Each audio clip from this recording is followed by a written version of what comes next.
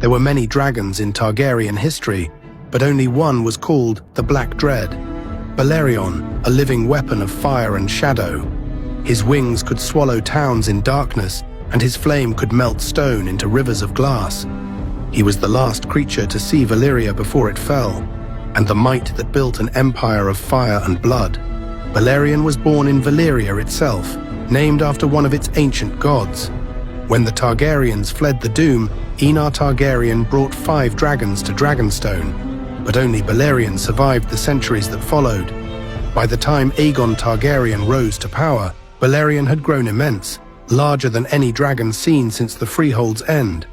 Aegon claimed him as his mount, and together they would change the world forever. When Aegon began his conquest of Westeros, Balerion descended upon the continent like a storm. He burned the armies of Duskendale and Maidenpool, and later the towers of Harrenhal, reducing the fortress to molten ruin and ending the line of House Hoare. At the Field of Fire, alongside his sister's dragons, Vhagar and Meraxes, Balerion's black flames devoured thousands, breaking the power of the Reach and the Rock. And when Torrhen Stark saw what dragons could do, he bent the knee, ending the age of the Kings of Winter. The Iron Throne itself was forged by Balerion's fire, thousands of swords melted into a single symbol of power. After Aegon's death, his son Maegor claimed Balerion. Together they burned rebels, faith-militant strongholds, and even the Great Sept of Remembrance. When Maegor returned from exile in Pentos, it was Balerion's shadow that darkened the skies over King's Landing once again. He burned castles across the realm and slew his own nephew and dragon, Quicksilver, in the battle beneath the God's Eye. Balerion became known not just as a dragon of conquest, but as a beast of terror, the nightmare of Maegor's reign. After Maegor's death, Balerion returned to Dragonstone. Decades later, in the reign of Jaehaerys I, Princess Aerea Targaryen mysteriously took the aging dragon and vanished.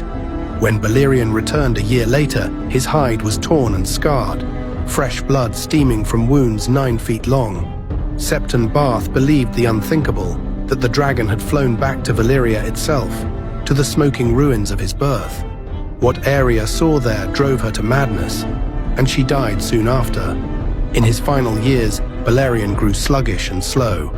Prince Viserys Targaryen, later King Viserys I, became his last rider. They flew 3 circles over King's Landing before landing again.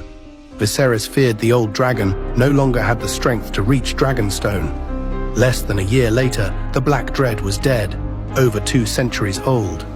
The last living link to Valyria's glory, gone forever.